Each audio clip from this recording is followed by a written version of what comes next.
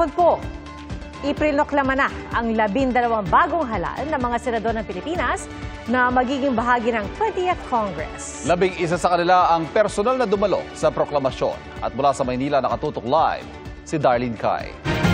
Darlene.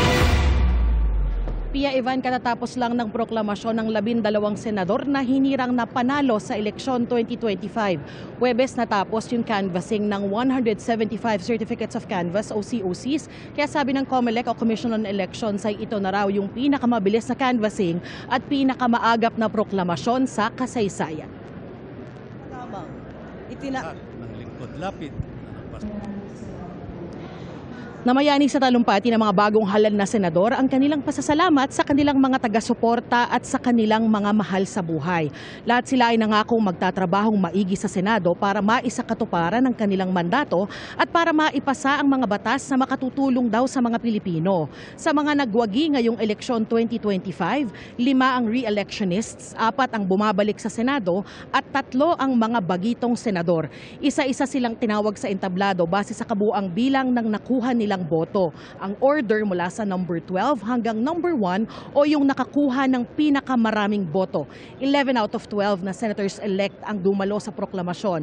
Si Senator-elect Kiko Pangilinan sinabi sa isang pahayag na nasa Amerika siya para dumalo sa college graduation ng anak na si Frankie. Ang ate ni Pangilinan at ibang kaanak ang kumatawan sa kanya.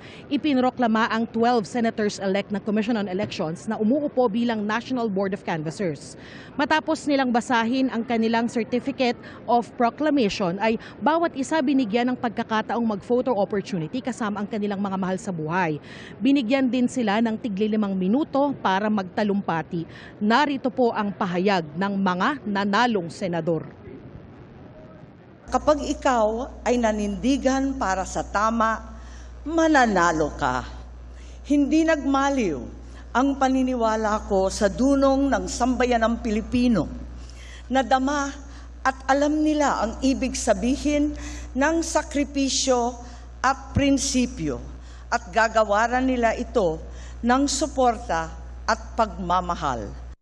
4 na term ko na po ito bilang senador. At gagawin ko po lahat ng aking magagawa.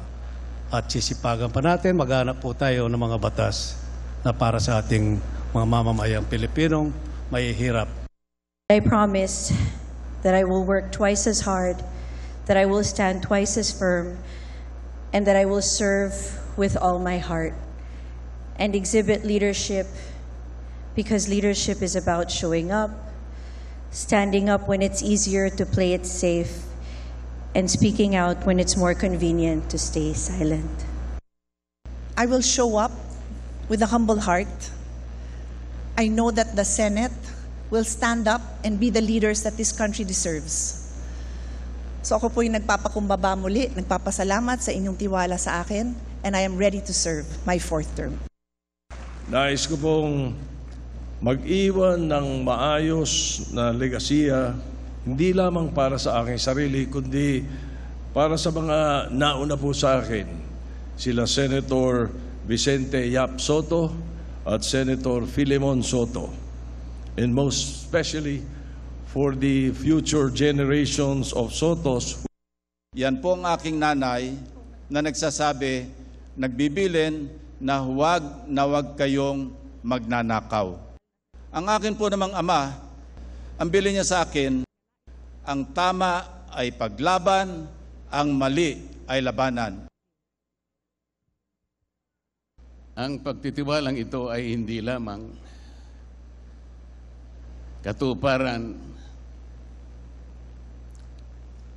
ng isang karangalan na iginawad sa akin. Higit sa lahat, ito po ay sumasagisag sa isang mahalaga ngunit mabigat na pananagutan. Ang paglilingkod ng buong katapatan.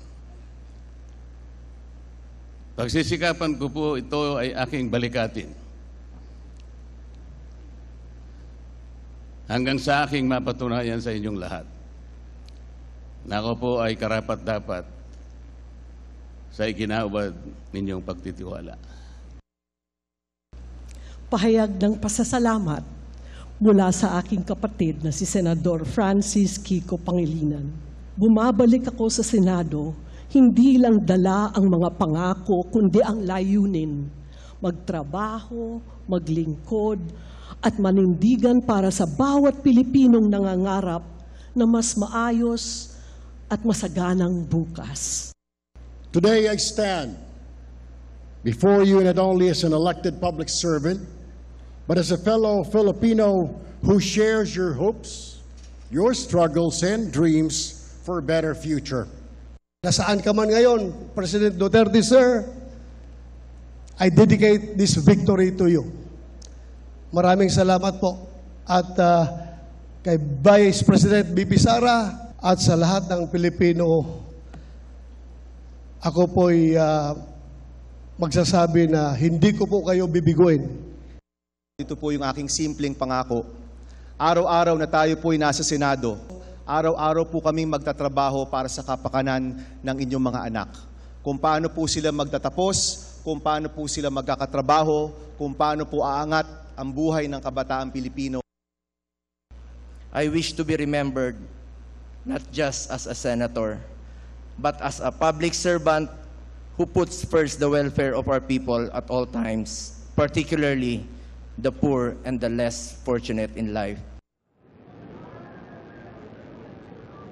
Samantala, Ivan Pia, ibinida naman ni COMELEC Chairman George Erwin Garcia ang matagumpay na eleksyon 2025 dahil sa mabilis na canvassing at walang presintong nagdeklara ng failure of elections. Pero nakakalungkot daw ang mga ulat ng vote buying kaya sa harap ng mga bagong halal na senador. Sinabi ni Garcia ang pagnanais na maripaso ang mga batas para mas mapigilan ang vote buying at ang pre-election campaigning. Dapat din daw ay magkaroon ng mga mataas na benepisyo para sa mga guro at tumutulong na maisakatuparan ang eleksyon. Yan ang latest mula rito sa Maynila. Balik sa inyo, Pia Ivan. Maraming salamat, Darlene Kai.